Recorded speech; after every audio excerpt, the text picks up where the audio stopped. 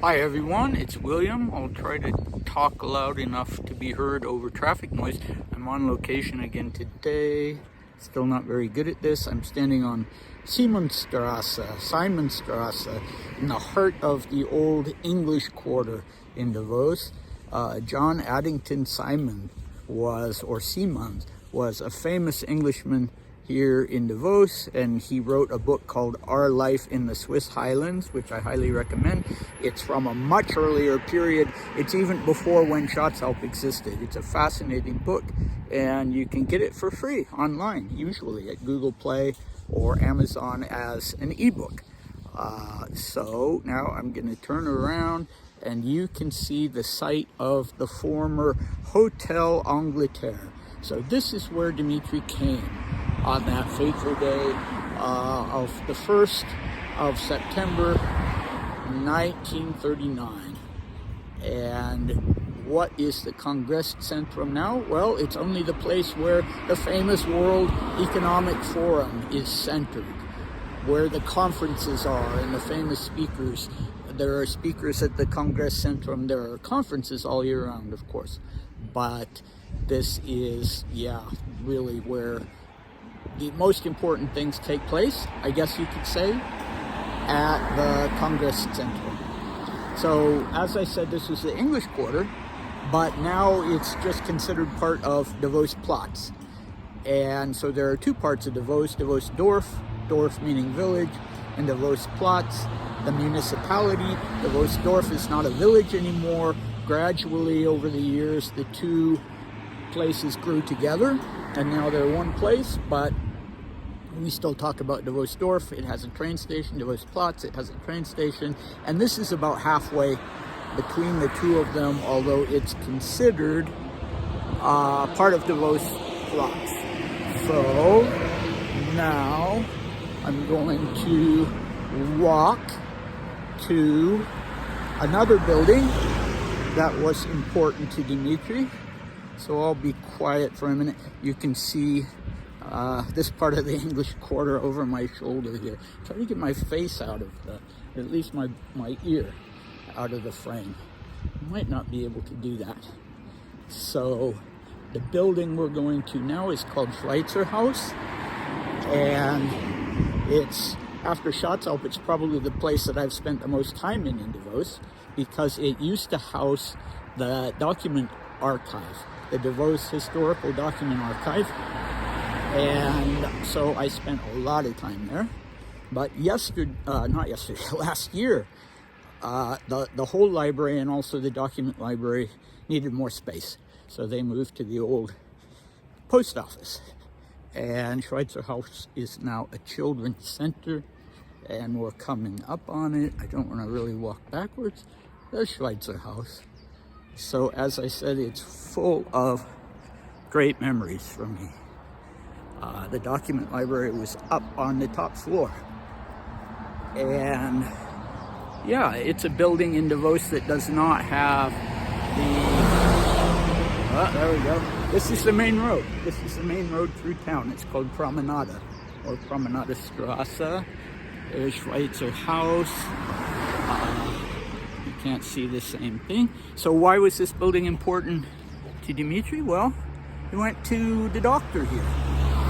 Not all the doctors he needed were up at Schatzalp. He needed dental work, and he needed an eye exam, which we'll hear about in the diaries about both of them. And I can't remember whether it was his eye doctor or his crossing the street or his dentist. But one of them was actually on the top floor of this building. And now we're coming to one of the most important fixtures in, the English Quarter. Boy, I'm so bad at this. This is St. Luke's Church. It used to be an Episcopal church, and of course a real center point for the large English community in Davos. Or I should say British community, because you not only had people like Sir Arthur Conan Doyle staying here, you also had Robert Louis Stevenson, and the writer Llewellyn Powys. And so Davos was full of interesting and influential people from the UK. So I'm walking just a little further because I want you to see the Grand Hotel Belvedere. Can you see it? Just a little part of it. And here you see behind me, this building used to be an English tailor. So Dmitri did get clothes made while he was in Davos when he started gaining weight from the treatment at the sanatorium. One part of the treatment was to get people to eat as much as they could, because TB, consumption, is a wasting disease. Now here we go. Now you can see it better. So this, the Belvedere, is probably the most celebrated hotel in Davos. 5-star, not far at all from Dmitri's hotel, the Angleterre. I'm not sure why he decided not to stay at the Belvedere, but it is older than Schatzalp. It was never a sanatorium, although you did have people like Robert Louis Stevenson, who had TB, stayed in the Belvedere temporarily. And it was one of the 2 centers of social life in Davos. During the sanatorium era, the other one being the Kurhaus, which had the same owners as Schatzalp. And Dmitri spent time at the restaurant at the Kurhaus, which at that time was called the Palace Hotel, but he never spent time at the Belvedere. Never once mentions it. So, yeah, go figure, because it was an English establishment. All right, so I'm going to finish up with that. And, one more thing. Nothing to do with Dmitri, because he never mentions it. But this blue apartment complex back there was where the famous Wilhelm Gustloff lived. He was a German man who came here, I believe, as an internee, either during or right after, well, then he wouldn't be an internee, but after the First World War.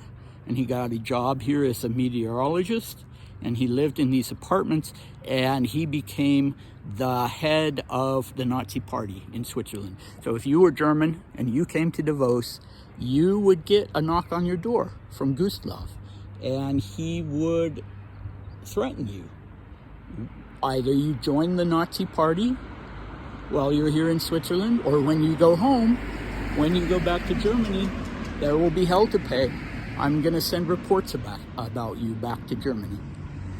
And in 1936, so 3 years before Dmitri came to Davos, he was assassinated by a young student from the University of Bern who came here, knocked on his door, rather ironically, was allowed into the apartment and shot him.